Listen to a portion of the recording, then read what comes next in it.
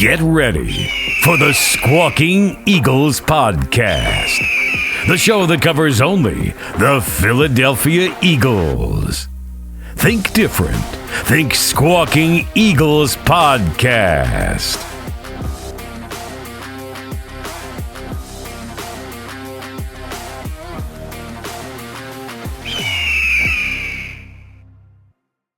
Hello, and welcome back to the Squawking Eagles Podcast. I'm your host, Mike, and today I'm joined by Mark at first. Mark is here on time, and Miguel will join us in a little bit. We're going to talk a miracle, right? We're going to talk a little bit Cincinnati Bengals win. That was great over the Bengals. Eagles win. And then we're going to preview Jacksonville Jaguars. And then you were questioning the power rankings earlier in the week. I released the new power rankings. We'll go over that real quick with you.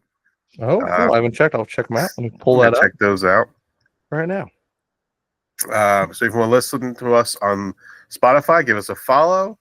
YouTube, subscribe. That'd be helpful. So yeah, we're going into Jacksonville week. Kelly Green jerseys week, actually. Coming out of a 37-17 win in Cincinnati. What were your thoughts on that game? And give me your one-word answer for that game, Mark. Oof. Thoughts on the Cincinnati game? You know, Dijon was a good thought. It was a great thought, actually, for a minute there. No, I like how our defense is growing. I think our defense is young. I said it all season, but it's nice to see the growth. Nolan Smith is 3 straight games with a sack now. Yeah, we're seeing a little more pressure. We're seeing Miguel. That makes us happy. There he is. We're very happy when we see Miguel. Running the ball a little bit. See some plays. See some questionable plays from Jalen. Yeah, the win was a good win, but I'm still like, there's still some plays here or there. I'm like, Well, what are we doing here? I will say I did notice that teams who ran the ball for more yards than they threw the ball were like 10-4 this week. So just a weird correlation on running wins games, Granted, we didn't run out our throws, but we had some good plays. I was a little upset with the Will Shipley play. That was a touchdown. I'm very upset that wasn't a touchdown. His first play, I'm sitting on the couch, and I was like, I saw them subbing out, and I was like, Will Shipley might come in. And I saw him come in, I was like, ooh, we're in prime position. Watch this man run it. Watch him score a touchdown. And then he scored a touchdown. I was like, And I looked back at the TV, saw the flag, and I was done with it. Hey, no turnovers in October. All right. It's good. We've got good things. The team is growing. Major concern in the first quarter still. No points in the first quarter all season. Are you kidding me? Unreal. Wasn't that the biggest thing we had going for us last year? Was we outscored our opponents in the first quarter by 100 points. And now this year it's we are permanently outscored in the first quarter because we just don't point. We don't. And granted, the Bengals did have the ball for the majority of the first quarter too. Yeah, it's weird. It's like they ran the ball and a couple short throws and made our defense really tired and did things that normally win you games. So granted, our defense is better, so we ended up winning by a decent margin, 20 points. Not bad. I was on the phone with a few different people. I had discussed our evaluations last week, how I predicted the Eagles win. I was told by a few people that I'm off my rocker. That we've never beat the Bengals in Cincinnati, that they're way better than us. Our defense is abysmal, and we can't make any plays down the field. And then I kind of looked at them at the end of the game. It's called them up. It's hey, I want to make sure I heard you right. If you could repeat yourself, this call's not being recorded. I don't promise. I just want to see what you got to say. And no one said anything. It was weird. It was almost like we're just it's we're Eagles fans, man. We're 5-2 and we still hit our team. That's how it goes. But you know what? Go Birds. So Miguel, that was Mark's summary up of the Cincinnati game and his one word, which was it Dijon or growth? Oh, let's do growth. Yeah, growth. Miguel, how did you? I don't know if you listened to the post game, but a lot of your comments and your your feelings were kind of like dismal. You're like down and out on the Eagles during the first part of the game, I'd say. Would you say that's correct? Yeah, definitely was correct. I mean, the game didn't start off the way I wanted it to. We didn't score in the first quarter again. The Bengals just drove the ball all the way down the field the whole first quarter. We couldn't get them off the field on third downs. We just didn't look like the team that finished the game. You know what I mean? After halftime, coming back at 10-10 tie, and they just looked like a whole different team coming out. Defense got it together, besides the 3rd and 22 that was converted. But I feel like after that, they really buckled down and were able to, get the turnover, were able to drive down the field. I'm still not happy with Hurts, with his sometimes indecisiveness. He just is holding on to the ball way too long. He did go down to his check down a couple times this year. This game, he improved from the week before, but he's not where I think he should be. And I think Mark's word is correct. Like, we saw a lot of growth. This team, this Bengals team is borderline, right? They are a borderline contender. They have some great names on that team. I just felt had that team been the team of 2 years ago, when they gave the Chiefs all they could handle, I think we would have come out losing that game. So they were an okay team. I want to see them do better. Jalen didn't get sacked, so the offensive line held up. They got the ball running with Barkley. A lot of under center plays. And I told you that it would go to one or two ways. Either we were going to lose the game. I forget what I predicted, but I also said if the team looks like a complete team, we should blow them out. I think I said 32-16 or something like that. Mm-hmm. But which is what they did. Is there was a 34-17 was the score. 37-17. Yeah, 37-17. So still got some work to do. Mm-hmm. I don't want to take this Jacksonville team lightly because they have a lot to play for right now coming up. But luckily it is Jacksonville that we're playing, and hopefully we can find some consistency within these last 3 weeks. Yeah, I agree. Would you say consistency is your word? Yes. Yeah. I'd like to make a quick jump in there real quick. Okay. Miguel had a slip of the tongue when he said that Jalen Hurts threw to his check down a few times this year when he met this game. But I think he actually meant this year because he has only done it a few times this year. Yeah.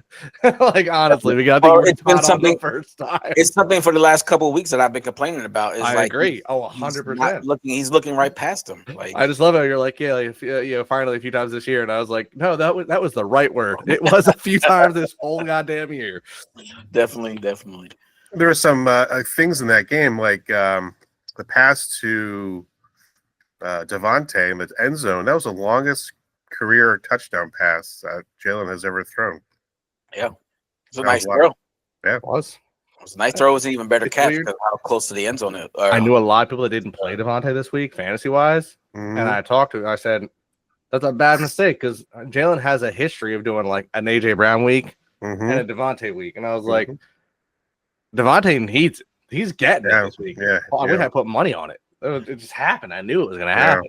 What I come out with this game too is that I feel like this means that Dallas Goedert is expendable at this point because look how they played without him. I thought about that the whole game with Calcaterra. I didn't think Calcaterra was that great, but he's serviceable. He caught the passes when he needed to. I feel like Goddard's still better, but every time I feel like Goddard is playing that George Kittle role. Where Goddard is so good at blocking that we underutilize his passing ability, his recepting abilities, because he's so good at being an all-around tight end, which I think is like people have said a lot. That's like Kittle's biggest weakness is that he's so good at being a tight end Mm-hmm. They don't use him as much as they should in receiver. That's Travis Kelce. You joke with him all the time. Like, I purposely miss blocks so they don't try to do runs with me because I don't want to block. I want to go catch the ball. Sure. I think it's the same thing you're going to get with Goddard, where like if you utilize him, he's going to. I mean, the few times we've utilized him, he's been amazing. Well, Miguel, you just sent me that reel where Dallas Goedert is carrying his, I guess, girlfriend or fiance in a baby. Well, he was they're recreating the hangover, with Zach Galifianakis and the baby, and I'm like, really strengthening up your hammies on that thing, man. Definitely. Holding a human being like that. So interesting. I do see him expendable at this point. So that's an interesting thought. Trade deadline's coming up, isn't it? The trade deadline is on Tuesday. Question for you: if you're making a trade, who do you think is going to fetch you higher trade value? Though the teams have seen how good Calcaterra can be. Well, right now, Calcaterra, because he's Goddard's hurt. Yeah. Well, just saying. I hope like we talked about it last week. I do hope that Howie pulls off some sort of move here that will solidify that defensive line. I do see us all over the place. I've heard a name come out of Cleveland that's not Myles Garrett. That's for sure. Oh, really? I've also heard a name come out of the Jaguars. Really? Mm-hmm. Was just looking at it here. I had slipped on the Eagles Jaguars, and the top story was multiple ones are trade deadline moves. Yeah. Eagles and Jaguars. One of them being Josh Hines-Allen. That's going to be interesting. Josh Hines-Allen. Well, I won't talk too much about it because I think you guys really said a lot there. I think Jalen has really turned a corner in the month of October with 9 touchdowns and 0 turnovers. I would call him our player of the month of October. Yeah. No, Mark, you shake your head. No. I like the quote that he came out with a couple days ago. Him and another quote. He's Mr. Quote. Oh yeah. Speaking of quotes, I posted a video. I'll play it right here. Mm-hmm. But it's of Nick Sirianni giving this speech in the locker room. I was about it. I thought it was really powerful. I kind of enjoyed listening to it. I said before, man, he's passionate. I'm going to play it. I'm going to play it right here. Okay. Can you do it by yourself? You can't do it in this sport by yourself. It takes everybody. I can't be great without the greatness of others. Period.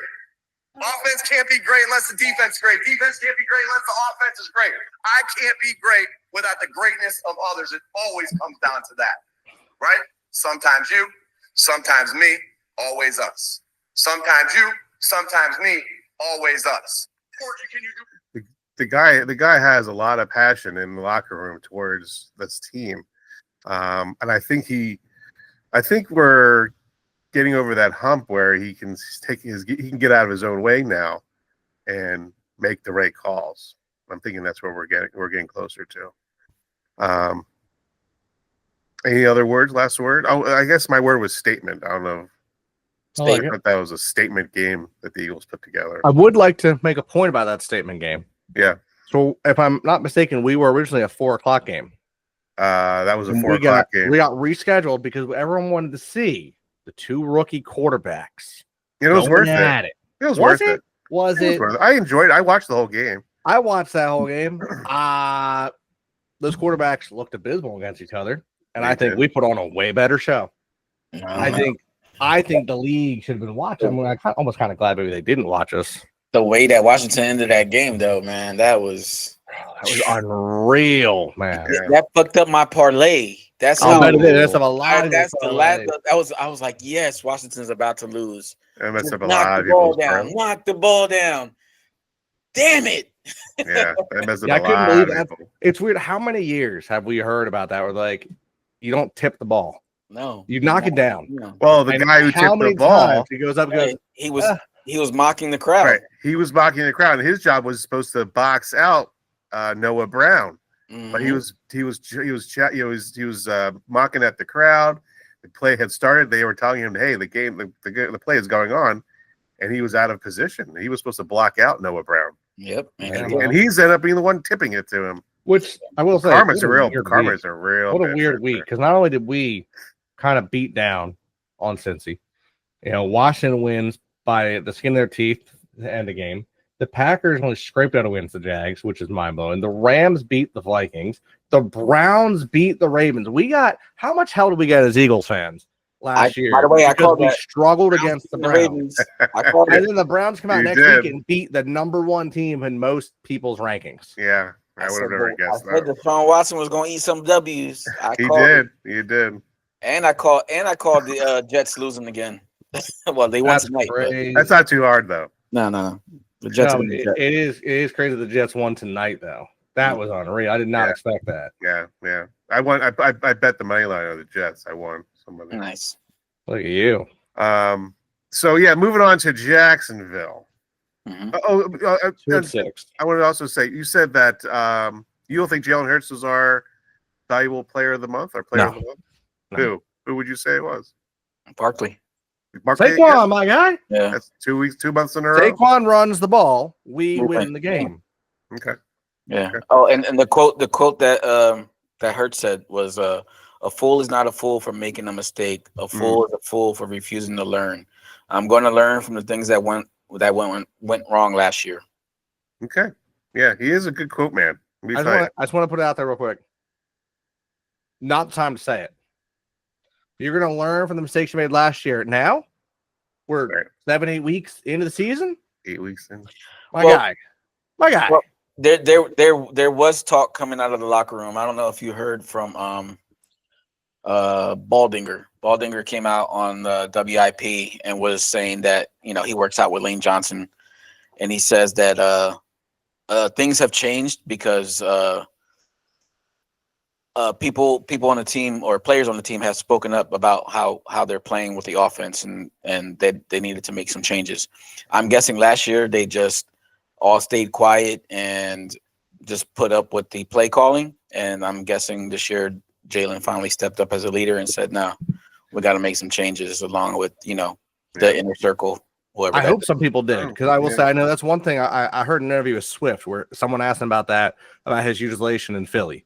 And Swift said the one thing he felt that he wasn't used enough. He said he loved it here. He didn't want to leave, but he wished he could have been used more. He feels it could have helped the team more.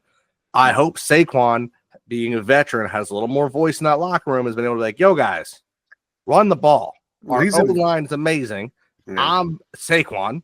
Run the ball. He's involved in 38% of the Eagles' plays on the offense. Saquon? 38%, yeah. Good. Yeah. Well, I want to know what has changed in the NFL where these players no longer are wanting to speak up, as like in the past, like when we had like Brian Dawkins and those key players, those players spoke up about how the team was playing, right? And they made their impact on defense to Jim Johnson, to Andy Reid, whatever. I can tell you exactly what it is. You see examples like Devontae Adams going to the Jets, where right before they fired their head coach, he had Robert Saleh. He had to say something in the locker room because nobody else was speaking up. So I want to know what the disconnect is with these younger players nowadays. Why they don't? Are they just subservient and just go on with what's that? A phone. No. Instagram. Social media. That's exactly what it is. That's 100% what it is. You get called out for the smallest things anymore. It's true. Yeah. Players don't want to get that. The young players particularly, they're so involved in social media. They grew up so involved in social media. They don't want to get up. Like they're like, everything's so sub-level now. Everyone's gotten so used to just like, let me just shoot them a message. Let me say something on Twitter. You should read that and get it. People are all like, it's subtle. Let me just say this. And I don't want to get involved. I don't want the heat on me. Because you can get attacked more personally. Dawkins could say what he wanted. No one was messaging him the next day because no one could. That man went home to his family, enjoyed his night, and next day came back and worked his ass off. Right. Nowadays, you go home, I'm going to relax, open my phone, 8,000 messages. You suck. I don't like you. How'd you do that? You're dumb. You missed this. Yeah. Look at AJ Brown. He wiped his whole Instagram of Eagles stuff. So I don't blame him anymore, man. It's ridiculous. People, look at us. How many times have we beat up on it? Mm-hmm. I mean, I've been up and down on Jalen since we got him. Mm-hmm. It's weird. Like when he's good, he's good. But, it's one of those things where you want to see that magic all the time, and you got to understand he's human. He's not always going to be that. But we're fans. We ride or die with the movement of the team. So when he's not doing well, we react to it. We can't. It's harder for us to sit back because it's not like baseball or basketball where there's a billion games a season. Mm-hmm. Granted, it's not as crazy as college football where you lose one game, you might be out. But you lose a game or two, you start going, it's always good. You don't need to be the best team in the league. I'm actually really glad that we already have 2 losses because I feel like every time that we've gone undefeated in my life, for some weird reason, the players get so much pressure they break and they shatter. And it's not just like, guys, just go out and play the damn game. Yeah. They focus on it. Where now it's like, all right, we're 5-2. The city around you kind of hates you. We don't have the desire. We're not like, you don't have to go, no, Super Bowl bound Eagles. No, it's like half the league is looking at our division saying, oh, it's the Commanders division this year. Yeah. Cowboys are a joke. The Giants are the definition of a joke. They're pretty much the same thing. The Commanders are everything with their young, hot, talented, quarterback. We're here 5-2, kind of being looked down upon by most teams, kind of looked down upon by most of our fans. This is like a great spot for Philly sports because I think in general in the NFL, you kind of want to end the season top of your division. You don't need to necessarily be top of the conference, but you want to make sure you're in the playoffs, because like, look at, was it 2 years ago when we made the playoffs, Dallas made the playoffs, the Giants made the playoffs, and Commanders were short by 1 game. Almost the whole division would have made it. You don't want to be in that position. You want to be, I'm in the playoffs, and that's all that matters. Then we can make the rest work. Right. No, I agree. It's like what the Sixers are doing with Joel Embiid. He's going to become like a part-time player. Just get to the playoffs. I hate the NBA. I hate the NBA. Well, like right now. I said that for your sake, Miguel.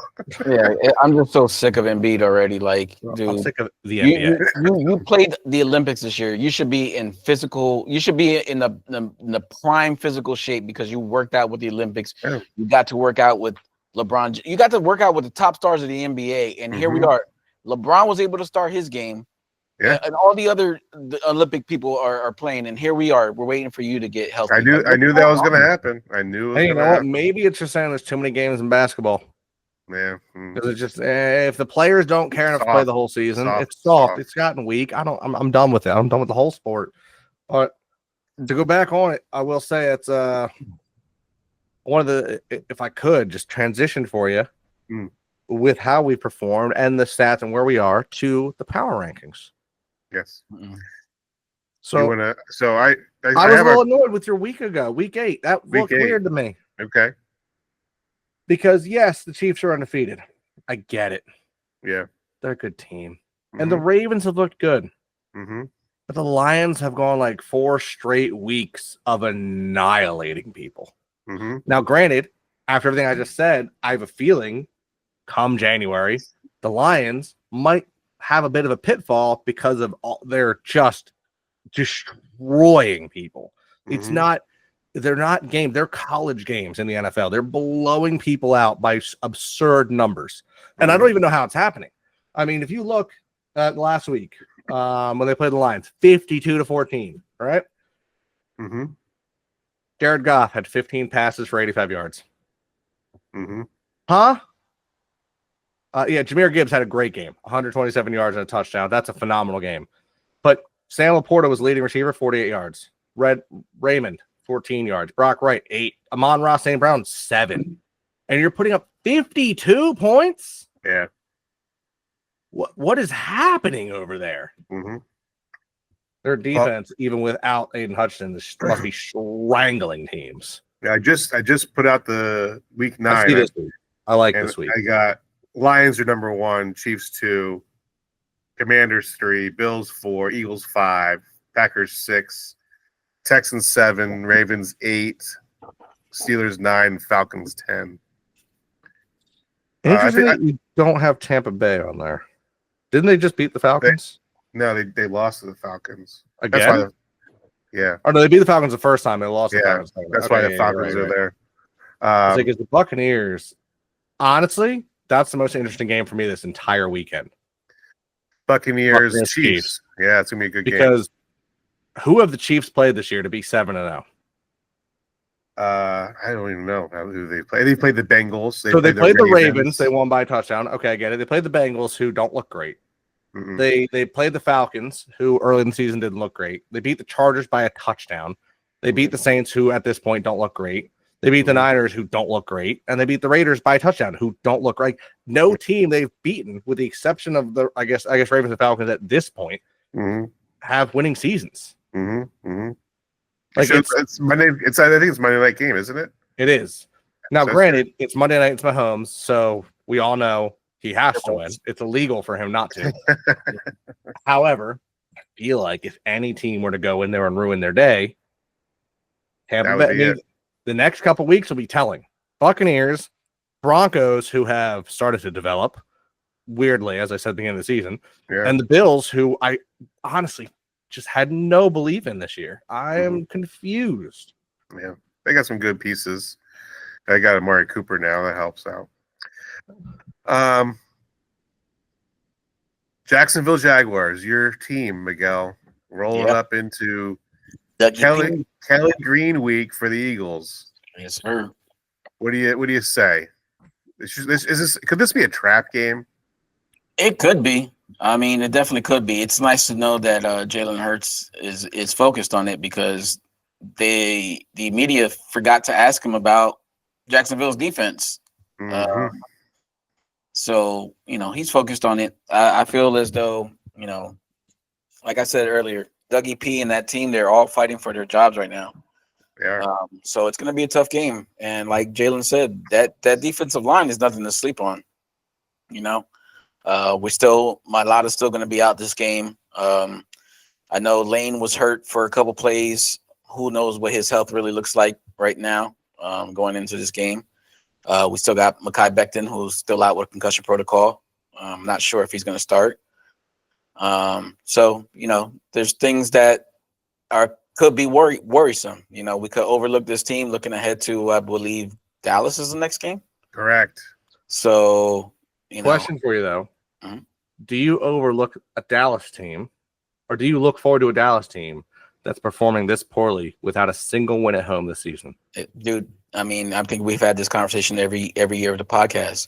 You can't sleep on a. Oh, I'm not sleeping on them, but I'm just saying, it's a division game. It don't matter how good or how bad the teams are. But do you overlook? I get when we're 7-0 and Dallas is 6-1 and we're playing a scrub 1-5 team, 2-5 team. I understand overlooking that weak team because Dallas is coming. It's going to be a big game. But when Dallas is getting blown to pieces at home, I'm not looking forward to that game. I'm as an Eagles fan, I'm excited. But as a player, I'm it's not that game's looming. That's a big game. It's it's a division game, but we got a game here first. If the Giants were playing next week, that's still a big game. It's still a division game. But I'm not shaking my boots worrying about that now because I got another game first. Where normally when it's a big game, when it's if we're playing Commanders next week, which is crazy to say this out of my mouth right now, now this is a trap game to me because Commanders are top of the division. I agree, but that's why that make this game more important because we need that win in the division. Agreed. I understand. Right now, I feel like for my own personal mental space, if I'm a player, I'm not we got Dallas in 2 weeks. I'm we got Jacksonville this week because of how the season's looking, and then in what we have is it 2 weeks till we have our well after the Cowboys we play the Commanders. Yeah, I'd almost imagine the Eagles overlooked the Cowboys for the Commanders game, which is it literally feels disgusting coming out of my mouth to say. Because that doesn't add up in my mind. My brain can never look at it and go, Commanders game more important than the Cowboys game. But remember, who was the coach of the Eagles when Kellen Moore was the offensive coordinator with Dallas? Trash cans. Yep. Mr. Kellen Moore. So Dougie P knows how to play against his offense. For sure. So I mean, it's not a huge red flag. It's a mini red flag. I feel like this team is going to be locked in, just by what I've seen in interviews and what I've heard on the radio. I don't think they're looking past this team. But who knows? It's the NFL, right? Any week, any given Sunday, anybody could be beat. So can I be an asshole fan for you for a minute? Sure. Before you're that, give me a score, Mark. Miguel. Score? I'll go 32-17. Oh, Eagles. I like it. Eagle. I was gonna say who's winning. Yeah, I wasn't sure there for a second. Eagles. Okay. So go ahead, Mark. Quick, now let me just be an asshole fan real quick. Okay. Looking ahead to our schedule, there are two teams that I actually see as trap games, and I hate it. I think we're going to focus against the Jags. I think we're going to focus against the Cowboys. I think we're going to have a dogfight against the Commanders. After the Commanders, we have the Rams and then the Ravens. Something tells me we're going to sleep on the Rams. Because the Rams are kind of they're not bad, but they're not their Super Bowl team. We traveled there, right? Yeah, it's also a Sunday night game too. Yeah, I'm concerned about that game. And another one that bothers me is after that we play the Ravens, huge game. Then we have what's the Panthers? Commanders. Yeah, the Commanders are Thursday. Really? Yeah, we have a 10-day break between the Commanders and Rams. So then we have the Ravens, huge game because they're a top team. Then we have the Panthers and Steelers, who also look good. It kills me. But we seem to perform miserably against bottom feeders. And the Panthers are a bottom feeder. I am suddenly nervous about December 8th game. No. The Panthers? I think the Panthers are so bad that we can actually sleepwalk through that one. I hope so. I just feel like the game. I feel like we're gonna win it, but I feel like it's not like if you're saying right now what we just did to the Bengals. I feel like we slaughter the Panthers. However, I feel like we're not going to. Something in my head is like we're gonna win that by a field goal. Like it's not gonna be nearly as good as it should be. Anyway, back to the game at hand. Go ahead, go, Mark. What are your thoughts and your scores for this game? Dougie P. You came to the Eagles. You took over for one of the best rosters we ever had. And we had some really good assistant coordinators who helped you take this team to a Super Bowl. As soon as they left, you fell apart and you went to the garbage can of the NFL, who's halfway living in London. You're not coming to the link to beat us. It's not happening. Not with Trevor Lawrence, my guy. Not with Tank Bigsby, my guy. I don't even know your receivers at this point because you keep getting rid of them all. Evan Ingram's the only other name I know on that team.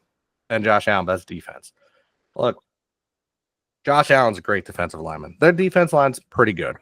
I like our O-line better. I like our receivers better. I like our running back better. I like our quarterback better. I like our linebackers and D-line better. And I like our corners and safety better. It's one of those, when you put up that comparison chart, I will get mad at you if I see any of your selections being on the Jaguars or mid. Don't even give me mid on the coach. I don't care how you feel about Sirianni. Don't even give me mid on the coach. I don't care if Dougie P was our head coach when we won the Super Bowl. He couldn't coach himself out of a shoe. The very next year, we fell apart, and it wasn't because of roster changes, because we lost the coordinators, and he clearly wasn't the coach that did it. The biggest play that we had was brought to him by a player. All right? Don't give me that he's the better coach. Baloney. Okay? I have to edit that picture, though. I have to edit that now. Is that out already? Did you? No, I already made it, but I got to go back and edit it now. You seriously chose him as a better coach? 1,000%. Disgrace you. Anyway, boys, it's the Jaguars. If there's a thing I've learned in the NFL this year, it's that cats aren't good at football. All right? The Panthers suck. The Jaguars suck. The Bengals have been abysmal. Cats are not good at football this year. They're coming in to the Birds. You want to know what the Birds look like this year in football? They look really good. The Falcons look really good. Even the Cardinals are tied for first in their division. Ducks in there. I bet you anything. I mean, they're not in the NFL. If you want to talk about Ducks, though, they're number one. I figured you were going to go Ducks. But I was sticking with the NFL. You see, I wasn't going to reach. But you want to go Ravens. there. Ravens, top. Falcons. Eagles, up there. Falcons. I mean, name a bird team in the NFL not doing well this year. Yeah. At least it is the Cardinals. They're not doing as well as. Yeah. That's what I'm saying. How are the Jags doing? 2-6. Okay. Bengals, they're what, 3-5? 3-5. They're real good. Panthers? 1-6. Sounds like look, animal fight. All right. Birds winning, my guy. Yeah. Birds winning, my guy. Have I a score of what? Part of me wants to be ridiculous right now. Okay. Part of me wants to be a sane Philly fan, which isn't, that's a weird thing to say out of my mouth. You know what? 45-13. 45-13. Wow. Yeah, we're gonna Detroit Lions this. That's the only, I forgot. There's a cat. There's the one good cat this year. The Lions. Well, because he's the king of the jungle, so it should be that way. You know what it is, though? I'll tell you what. They looked good to start this season. Aiden Hutchinson got hurt, and that whole team said it was like straight out of like West Side Story. Like, do it for Johnny. You know, or not, was that? No, it's Outsiders. I'm sorry, Outsiders. Do it for Johnny. Do it for Johnny. Do it for Aiden. Do it for Aiden. And they came alive. Yeah. They're a good team. They're a real good team. The only cats I'm giving credit to this year. Yeah, I think it's going to be a good game. I think the Eagles are not going to be as hyped up for this game as they are going to be against Dallas the next week. And I see a score of 21-17. It's going to be close. It's not going to be a blowout. Because we're going to save that for next week when we blow out Dallas in Dallas. Dallas is playing the Falcons. However, Kirktober is over. I thought our cousin's best month of the year is October. I'm excited. Dallas at Atlanta at 1:00 on Sunday. Yeah, I'm excited to see how that game goes. Bijan. Mm-hmm. That's how it goes. Bijan. Yeah, I hope so. I hope so too, because I have him.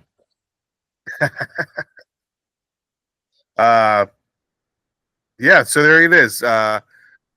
We're going to end this podcast a little bit earlier today.